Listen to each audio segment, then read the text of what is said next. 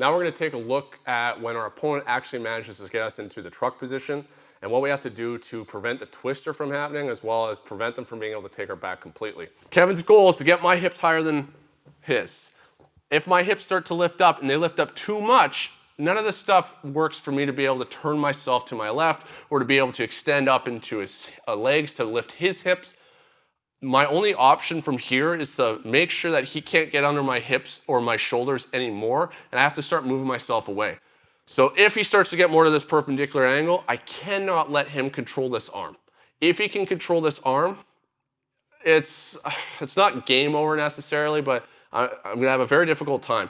What I need to do is I need to keep my arm completely flat across the ground so that he's unable to get underneath it. If he's able to get underneath it in any way, he's going to my back. If he's able to get slightly underneath it and then obviously get it behind his head, this is where like the twister stuff starts to end up here. So I got to be careful about him going over top of my arm as well and getting behind my head.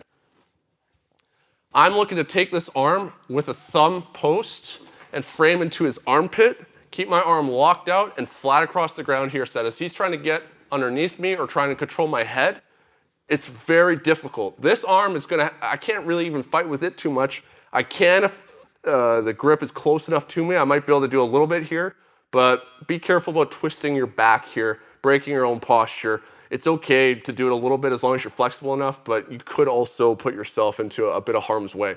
By me doing this, I buy myself a little bit of time. And if he starts to win the battle in some way, I have to look to adjust. Gripping this wrist is very safe for the most part, that as he starts to try and control me, I'm going to be able to prevent this arm from doing anything. And if he starts trying to pull me very aggressively, I can switch the arms off. This is where I can bring that right arm in, and I have to start framing again. If I frame, but my arm is off the ground like this, it's too easy for him to still just get underneath it.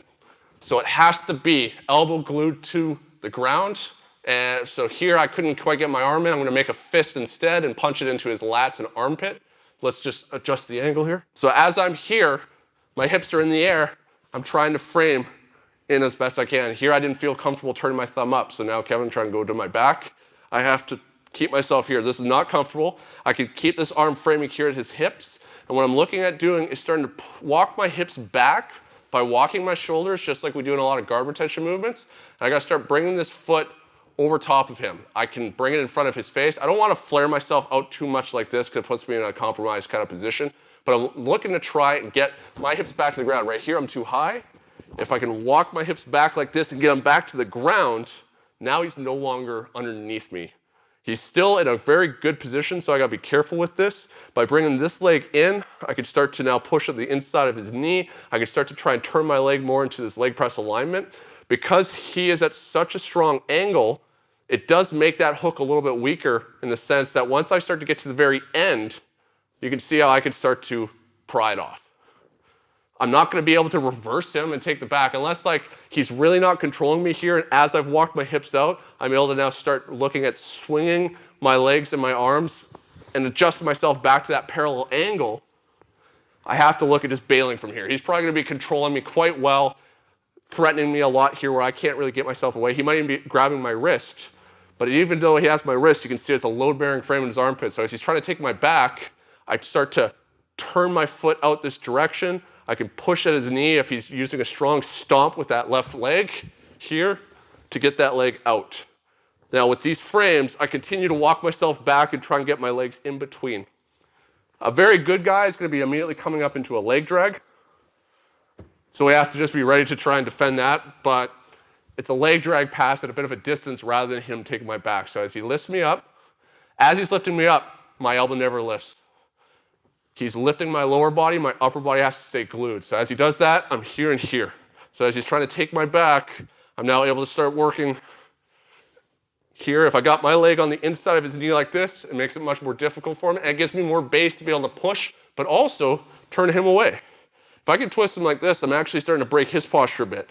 Now here, he still has a little bit of a hook, not much, but I'm going to start externally rotating his hip even more. I can even bring my knee in here. There's going to be a lot of different problem-solving things that I have to try and do to create frames and access levers to circle this leg out.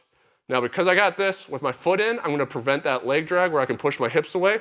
But if I'm here, what he's probably gonna do is start coming up like this, and we have to immediately start looking at like catching the leg, trying to open up the elbow, get legs in. It becomes guard retention at that point. So one more time. Here, he starts getting that angle. My hand can't be in the air. It goes straight to that armpit here. The armpit's a very safe place because now I'm underneath his shoulder at the rear delt. So if he tries to bring my arm out in front of him, he has to go quite wide with it. Where if I go over top or even here, if I'm going to the head, I don't really have a strong post. He can move his head away and start controlling my arm. Oh man, that really sucks. So framing more at the mid-body, preferably up to the armpit here. Now he tries to take my back, finish it going. Like, I might have to stay here for a bit. This is not a good position for me. And I'm looking at trying to bring legs in to adjust, to get rid of that control. Now, right from here, he's gonna start trying to circle his leg in and go for that leg drag. So this is where I move my hips away by using a stomp and curl. I start bringing my soles of my feet in front of him to extend to the longest frames. We're creating much more of a scramble at this point where he's got a dominant angle to me, and he's gonna be able to still threaten with the back takes. Once we start shutting that down, he comes up into really strong passing positions, the leg drag specifically.